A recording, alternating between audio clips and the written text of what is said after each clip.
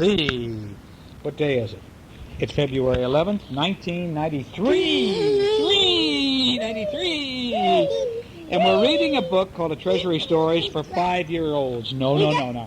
Come on up here. You want me to read you a good story? We just found it. No. Brainbox. All right, now the first story is out of Cheyenne's book. And it's called The Old Woman and Her... Flying pig. Her Like a pig. flying pig. Okay, an old woman was sweeping her house, and she found a little crooked sixpence. Now, that's like money, but it was bent. "What," said she, "shall I do with this little sixpence? I will go to the market, and I'm going to buy a little pig with the money." Little pig? Okay, cat. Well, I don't know. And she said, and as she was coming home, she came to a still, but the piggy wouldn't go over the still. So she went into town, and she bought the pig, and now she's trying to get it home, but it wouldn't go over the still. See, it's like a fence thing, and it wouldn't go over it. And she went a little farther, and then she met a dog, and so she said, "Dog, will you go bite the pig? Piggy won't go over the stile, and I shan't get home tonight."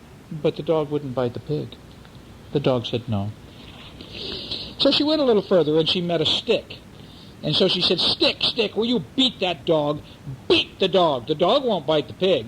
And Piggy won't go over the stile, or I shan't get home tonight." But the stick said, "No, I'm not going to beat." Stick could talk.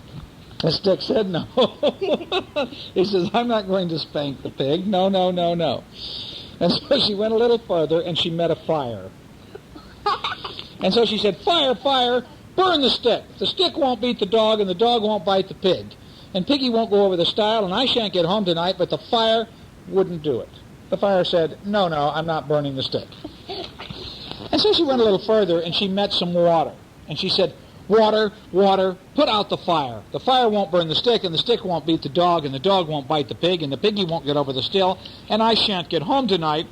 But the water said, No. No, I'm not going to put out the fire so that the fire can't burn the stick, so that the stick can't beat the dog, because the dog won't bite the pig.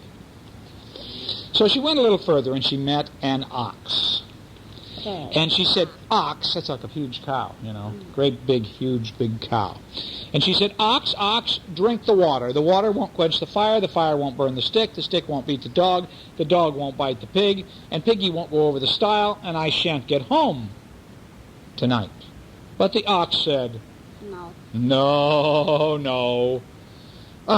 She was getting so mad.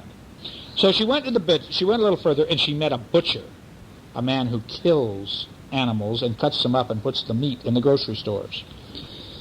And she said, "Butcher, kill the ox, because the ox won't drink the water, and the water won't quench the fire, and the fire won't burn the stick, and the stick won't beat the dog, and the dog won't bite the pig, and Piggy won't go over the stile, and I shan't get home tonight." But the butcher said, No. And so she went a little further, and she met a rope. And she said, Rope, hang the butcher. Hang him from a tree. The butcher won't kill the ox, and the ox won't drink the water, and the water won't quench the fire, and the fire won't burn the stick, and the stick won't beat the dog, and the dog won't bite the pig, and the piggy won't go over the still, and I shan't get home tonight. But the rope said, No. No.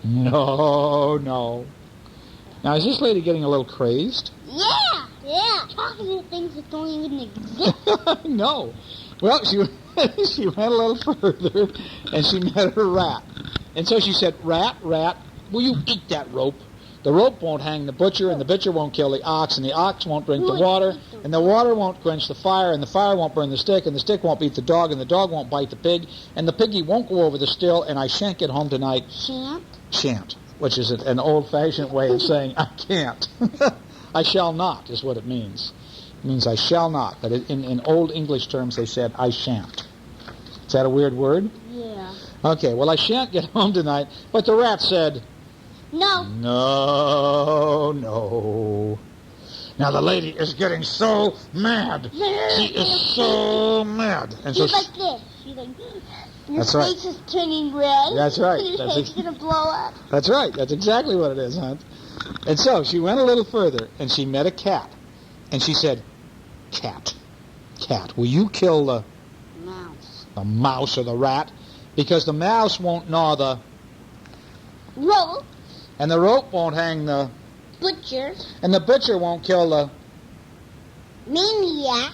The maniac ox, because the ox won't Drink the water. and the water won't, Burn the fire. and the fire won't, burn the stick. and the stick won't beat the, Dog. and the dog won't bite the piggy. Oh, and the sticky won't go over the still. Sticky.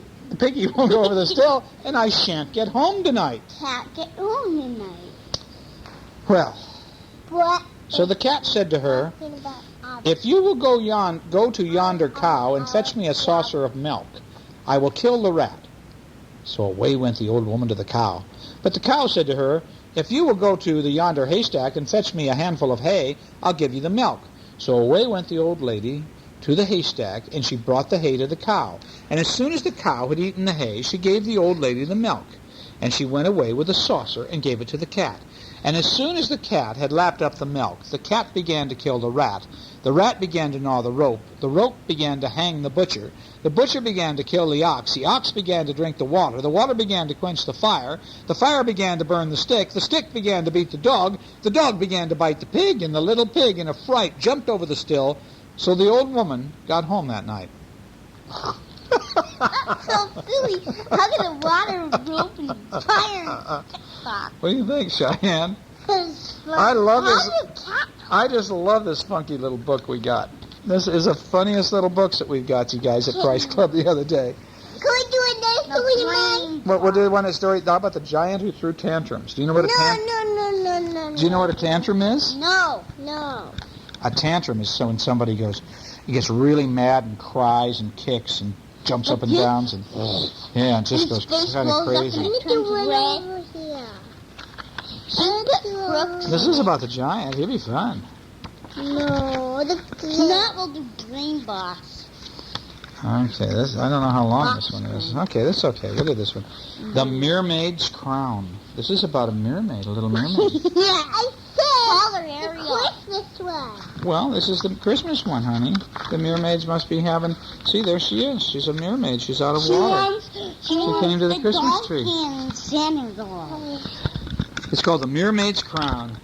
Peter and Rose live in a cottage by the sea. They're kind of like Hunter and Cheyenne, who live in a house by the sea. We don't know. We live in a house by the sea. The ocean's just down there half a block. Other houses are closer. Well, other houses live right on the water. Would you want to live right on the water? No. I wouldn't That either. means they live in the ocean. I like to live up here about a half a block above. It's just fine by me. Yeah. Well, it says that they had a tiny yard, but that did not matter because there were no parks or playgrounds nearby. But that was not important either. And the children always played on the beach in the summer and in the winter. Now, in the summer, they scrambled over the rocks and they waded in the pools. And Rose, who was like Cheyenne, made houses of stones and grass with gardens. Oh, okay. And she made gardens of seaweed and shells, and they were pretty enough to live in. And in the winter, they often played in galoshes, which are like boots, you know. And sometimes they had to shelter in a cave against a rock, but the beach was lovely to play on all year round. And they liked to play on a flat rock jutting out into the sea with a pool on one side. And one winter's day, Rose was fishing bits of seaweed out of the pool to make a garden. And the seaweed was cold and slippery, and her hands got frozen in the water. But she had nearly enough when she reached out for a heavy purple ribbon, and she saw something floating deep down in the water. "Peter, come and help. I can see something lovely, but I can't reach it. Hold my legs." And so Peter leaned down on the rock, and he held her legs tightly, and she rolled up her sleeves, and she reached way down into the icy water. "I've got it." "No, it slipped away." "No, I've got it again. Hold tight." And she brought up something neither child had ever seen before. It was a circle of seaweed, not floppy but firm, and mixed with the weed were shells and shining stones. "It's like a crown," said Peter. "And it's mine," said Rose, putting it on her head. "It's my very own crown," and it fit her perfectly. Now their parents examined it and talked about it, but they could not decide how it had gotten into the pool of water in the ocean. Perhaps from a wrecked vessel, a ship that went down. They thought that the pink stones were coral and the yellow ones were amber, and after a few days of talking and wondering, they lost interest. And Rose had only one safe place in the house, a wooden box with a lock in what she called her treasure box, and there she kept the crown. See, here's the picture of it. It's like a magical crown with seashells. Do you see it? That's the mermaid crown, I think. Oh, you think it belongs to the mermaid? Yeah. Uh-oh. Well, now Rose put it in her treasure box, and there she kept the crown when she wasn't wearing it. And Christmas was getting nearer, and her father put the tree in its stand in the living room, and that afternoon the children began to decorate the Christmas tree. And all the decorations from previous years were kept in a big cardboard box. And while they were busy, Rose suddenly cried out, "Peter, someone's looking in the window!" And Peter looked around, but there was no one there. And then Rose called out again, "Look, quickly!" And this time Peter saw a face for an instant, and then it disappeared. And he opened the window, and he jumped out, and a little later he appeared at the door, leading someone by the hand. And it was a mermaid. But it really wasn't a mermaid. It was just a mermaid child. A young child about 5 or 6 years old. In fact, it was just about the eye size of Rose. And the mermaid had long golden hair and sad eyes and a pale face and a fishy tail. And she stood on her tail. And at first she looked around the room in silence, and then she turned to Rose and she said, "I want my crown back." "So it was yours?" said Rose. "I didn't know whose it was. I found it floating in the pool, and no one was bothering about it. It's mine now, but I want it." "Well, so do I," said Rose. "Will you have something for the Christmas tree instead, something pretty?" Well, the mermaid liked the tree, and she touched the balls and the candles very gently, and she stroked the glass bird, and she looked up at the angel that stood at the very top, and then she pointed to a string of tinsel shining around the dark pine needles. "Please, for my head?" And so Rose unwound the tinsel and put it around the mermaid's hair. "Look in the mirror," she said. And the mermaid balanced on a stool and looked at herself in the mirror on the wall.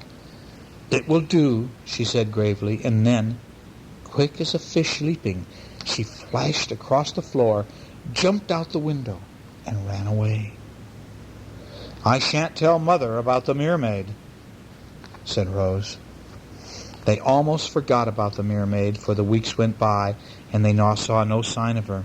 And Rose thought of her when she wore her crown, and when she locked it away in her treasure box. And at Easter, they got out their Easter eggs. And the store had plain chocolate ones, and the children wrapped them in colored paper and tied them up with ribbon so that their mother had given them. And suddenly they felt that they were being watched. And there, outside the window, was the mermaid. And so Peter let her in. "I want my crown," she said. "The silver one just fell to pieces bit by bit, and there's nothing left." "But I want it too," said Rose. "It's mine now, and you chose a ribbon instead." The mermaid touched at the ribbons. He says, you can choose a ribbon instead, and she touched a red one. "For my hair, please." Do you think that the girl Rose should give back the crown? No. Do you think that Rose should give the mermaid back her crown? Yeah. Okay, you think no, and you think yes, huh? Well, Peter tied the bow, because his bows were better than Rose's. And again the mermaid looked at herself in the mirror, and then, quick as a fish leaping, she slipped across the floor and out the window and ran away. Now Rose hoped she would never come back again, and once more she did not tell her mother what had happened. She did not often wear the crown either, although she looked at it almost every day. The seaweed still shone as if it were wet. But it was not many weeks before the mermaid appeared for a third time. The children were picking marsh marigolds in the marsh when she rose, and suddenly, from the reeds thereby, the little girl said, "I want my crown. The red one kept slipping off, and the fishes ate it, and it isn't pretty anymore. The fish ate holes in it." See? Here's pictures of the fish eating holes in the red ribbon. "Oh, you should never have let the old one go if you loved it so much," said Rose. "Shall I make you a wreath of marsh marigolds, a golden crown?" "A golden crown," repeated the Mermaid. "Yes." And she almost smiled. And Rose made the crown like a daisy chain, stilting a stalk with her fingernails and drawing the next fingers through. And the Mermaid looked at herself in the clear water. "Gold," she whispered, "better than silver or scarlet." And she dashed through the reeds and grasses, and she disappeared towards the seashore. But in less than a week she was back, and her face was pale and pressed against the window. "I must have my crown back. The gold one drooped and faded and died, and my father is lord of the sea, and he's going to a banquet with the other lords, and my mother and I are going too, and we must all wear our crowns, so I need my crown." Rose saw 2 tears in the Mermaid's cheek, and this time she did not hesitate. She said, "You can have it back. I'll go get it." And so she ran upstairs and she unlocked her treasure box, and she brought the crown down, and the Mermaid put it on and clapped her hands with joy. And she said, "Come to the flat rock in 3 days' time." And then she flashed out the window, and with a twist and a twirl, she wiggled across the sand and was gone back into the ocean. What's going to happen in 3 days, do you think? He's going to come with them. I don't know. It sounds like maybe. He's going to give her back the crown. I don't know. We'll see. After 3 days, the children went to the flat rock, and there on a bed of seaweed was an oyster shell, and it was tightly closed. And when their father opened it, there was a pearl inside, a perfect big pearl. And Rose kept it in her treasure box to be made into a ring when she was older and her fingers had stopped growing. "That will remind you of the Mermaid forever," said her mother, who now knew the whole story. And Rose said, "Oh, Mama, I'll remember her even without a pearl. I'll remember her golden hair and her pale face and her fishy tail and her lovely crown. I knew it was really hers, not mine." Isn't that nice? You know, pearls are very, very, very valuable and expensive things to have, pearls. So that was a really nice thing. No, they shouldn't. That was a really nice thing to do, huh? Boy, I hope we can fit all this onto this story, onto this tape. We'll see. This is called Brainbox. Once upon a time, a horse lived by himself in a large meadow, and his name was Brainbox. But he was not really a clever horse at all. And in his meadow, Brainbox had grass to eat, and he had a stream that he could drink from. But he had no company, and he felt very lonely. He wanted another horse to be his friend. And so one day, Brainbox couldn't bear the loneliness any longer, and so he trotted to the far end of the meadow, and then he turned and he began to run and to gallop towards the other end, and he galloped as fast and fast and fast as he could until he reached the hedge, and then he jumped. He cleared the hedge, he jumped right out of the meadow altogether and into the lane on the other side. "This is a lane," said Brainbox to himself, which is like a little road. "If I go along it, perhaps I shall find another horse to be my friend." And he began to trot down the lane, and as he went, he kept a sharp lookout for other horses. And what did he probably do? He probably would go,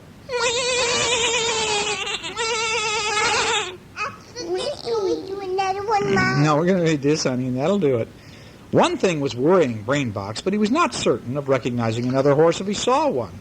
He lived alone in his meadow for so long that he could not remember what other horses looked like. "And if I can't remember that," said Brainbox to himself, "then I'll never be able to go on, and I won't know a horse when I see one." He was not a very clever horse, was he? Not very smart. Well, but he was determined. "I shall just have to ask if they're a horse. I'll ask and ask and ask until I find a horse." And so the first creature that he saw on the road was a snake. It was a harmless grass snake. It wasn't a bad poisonous snake like a rattlesnake or anything. And the snake was gliding along among the grasses on the side of the lane, and Brainbox called out, and he said, Hey, wait, you there." The snake paused for a moment. "Are you a horse?" asked Brainbox, "because I'm looking for a horse to be my friend." Well, now the snake gazed at him in amazement. Silly, hissed the snake. "Can't you see I'm not a horse, I'm a snake?" Well, how can one tell the difference? Asked Brainbox. Well, horses have legs, for one thing, said the snake. Snakes don't. They don't need them. Watch. And legless, the snake glided safely away, out of sight among the grasses. Well, now, that's a useful bit of information for a start, said Brainbox. Horses have legs. Okay, so he trotted on down the lane. Now, the next creature he saw in the lane was a chicken. And the chicken who had strayed from her hen run, and she was pecking about in the dirt. And when the horse caught up with her, she pecked here and at a seed, and then at an insect, and then she pecked here and there, and she ran up to and fro, and on legs, said Brainbox to himself. I'll bet this is a horse. I'll bet it's a horse. He said, Are you a horse? And the hen went, bad luck, bad luck, bad luck. I'm a hen, not a horse. Can't you see? But you've got legs, said Brainbox. Well, I've got wings, too. Look, said the hen. And she stretched her wings and flapped them. Hens have wings. Horses don't have any wings. There's no winged horses? No, said the hen. Horses, no wings. Well, pity, said Brainbox. To himself, he thought, this question of wings was not wings. It really kind of complicated things. And he decided not to think about wings or not wings, but to concentrate only on legs, because he was a little too dumb to have to think about wings. So, only two, said the hen. Hens have 2 legs, horses have 4 legs. Hens 2 legs, horses 4 legs. Hens 2 legs, horses 4 legs. 4 legs, that's right. None. So, I need an animal with 4 legs if I want a horse to be my friend, said Brainbox, and he just wanted to check. But the hen had seen a beetle in the grass, and off she went. So the horse went on down, Brainbox went on down the line saying, 4 legs, 4 legs, got to find an animal with 4 legs. Got to memorize this. Got to remember. How many legs am I supposed to remember? 4? Was that it? I have to remember 4? All right. And so once more he began to trot down the lane. The next animal that came was a dog who had just found an old bone. And the dog was gnawing on the bone. So Brainbox had time to look at him closely. And Brainbox saw that the dog had 4 legs. 1, 2, 3, 4 legs. 4 legs. It's 5 legs. I say, he said joyfully, you've got 4 legs. I've counted them exactly 4. You're a horse, and I'm looking for you for my friend. Well, the dog almost fell over with laughter. He's going,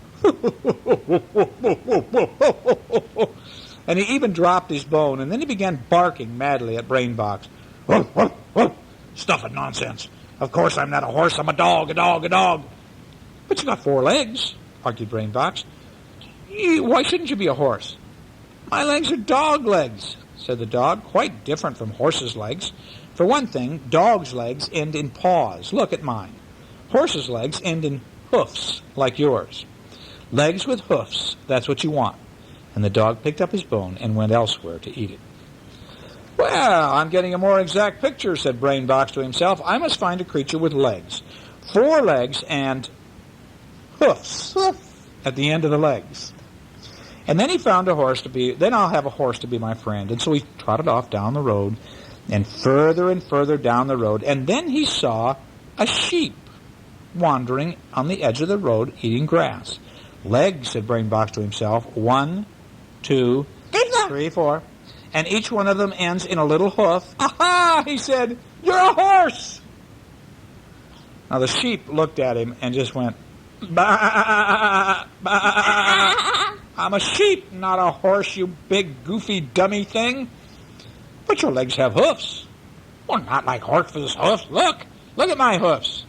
I did, said Brainbox, and I counted your legs. Well, now look at your own hoofs. Why should I look at my own hoofs? Because you're a horse, aren't you? Said the sheep. Well, what's that got to do with it? Said Brainbox, confused. And the sheep stared, and he just thought, this is the dumbest horse in the whole world. And then he said, a sheep's hoofs are cloven, and a horse's aren't. And the sheep turned its back on Brainbox and began eating grass. Well, said Brainbox, trying to cheer himself up, I'm getting nearer all the time. Legs, 4 of them, hoofs at each end, hoofs not cloven. Okay, that's what I need if I want to find a horse friend. And he trotted off down the lane. Hey, you guys, I'm sitting here. Let's not fight behind my back. Further off down the lane he met a donkey, and they looked at each other, and the horse saw that the donkey had how many legs? 4. And had what?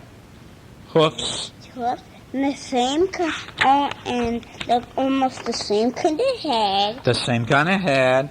At last he said, "You're a horse." And the donkey said, "You're a fool. And you're a big dummy." "But you have everything," Brainbox insisted. "Legs, 4 of them, hoofs, uncloven. Why aren't you a horse?" "I told you," said the donkey, "because I'm a donkey." Now Brainbox could have cried with disappointment. He stood baffled and woebegone in the middle of the road, and his head dropped almost to the ground, and he did not know what to do next. And in the end, I said, "Okay, sweetie," and in the end, he begged the donkey to listen to the sad story of his search and to advise him. And the donkey agreed, and then Brainbox told him all about meeting the snake and the chicken and the dog and the sheep and their helpful remarks. "You see," said Brainbox, "I thought I could work out what a horse would look like. At least I got the legs right." "Well, there's a little more to a horse than a set of legs," said the donkey. "Well, I dare say," said Brainbox, "but I don't know any more. It all comes back to the fact that I've forgotten what other horses look like. I've got nothing to go on." "Well, you've got something to go on," said the donkey. "You're a horse." "Well, someone else said that to me," said Brainbox, puzzled. "That they seem to think that made a difference in some way." "Well, it does," said the donkey. "You know what another horse will look like." "Well, what will it look like?" "It will look like you, dummy." Well, Brainbox was thunderstruck. "Like me?" He turned the idea over in his mind. It had possibilities. It might work. "For instance," said the donkey, "look at your tail. Then look at mine." Well, Brainbox looked over his shoulder at his tail, and he swished it, and it looked at it carefully, as if he had never bothered to do so before, and then he saw that his tail was made up of a great number of very long, strong hairs. And then he looked at the donkey's tail, and it looked rather like an old-fashioned bell pull, with just a tuft of hairs at the end. "Yes," said Brainbox, "I can see that our tails are quite different." "Yes," he said, "just look at what you look like, and then you'll be able to find another horse." "Well, then I'm off again," said Brainbox, and off he went. And the donkey called after him, "You'll be lucky, you'll find one." And so Brainbox wondered what the donkey meant. And at the end of the lane, Brainbox came to a 5-barred gate. And a creature stood on the other side of the gate with its head hanging down over the top bar, looking sad. And Brainbox saw that the creature was 4-legged, with hoofs like his and tail like his. But it wasn't just the creature's looks that excited Brainbox. The creature's smell was familiar, just like what Brainbox smelled like. And he said, Hey, what are you?" The name's Dubbin. What's your name?" "Brainbox," said Brainbox. "I'm a horse, and I know you're a horse too. Why do you look so miserable?" Well, Dubbins said, "I live alone in this meadow, and I feel very lonely. There's no other horses around to be my friend." "Wait here," said Brainbox, and he turned around and began to trot back up the road the way he had come. And there was the donkey. He saw him approaching, and he called out, "You're going in the wrong direction." "No, I'm not," said Brainbox. "You wait and see." And he trotted on past the donkey, and then past the sheep, and past the dog, and all of them, and then he stopped. And what were they doing to stare at and look? And then he judged that he had gone just far enough. Brainbox turned, and he began to trot back toward the 5-barred gate as fast as he could go. And he trotted faster and faster past the snake, past the hen, faster and faster until he was running, past the dog, past the sheep, faster and faster until he was galloping, past the donkey, who shouted, "Hooray!" Galloping, galloping, galloping, till he came to the gate where Dubbin leaned over it. "Watch out!" shouted Brainbox. And Dubbin moved to one side, and Brainbox jumped. He went sailing over the 5-barred gate and into the meadow. "I've come to live here," said Brainbox to Dobbin, "to be your friend." "Good," said Dobbin, "very good indeed." And he kicked up his heels with joy, and so did Brainbox. And then they galloped around the meadow together, and when they were tired, they settled down to a standing side by side, head to tail, and Brainbox swished his tail to stop the flies from settling on Dobbin's head, and Dobbin swished his tail to stop the flies from settling on Brainbox's head. And the two friends lived together in their meadow, keeping each other company for many, many years, and they were very happy horses because they each had a friend. And that was a wild, wild story. Was that a dumb horse or what? Yeah. Are you a horse? He said to the sheep. Are you a horse? He said to the doggy. Are you a horse? He said to the chicken. Are you a horse? He said to the dog. To the snake. And they all said, "You big dummy." To the snake. To the snake? Our tape is about gone. Let me sing. Hunter's saying goodbye. Alouette, Alouette, Alouette,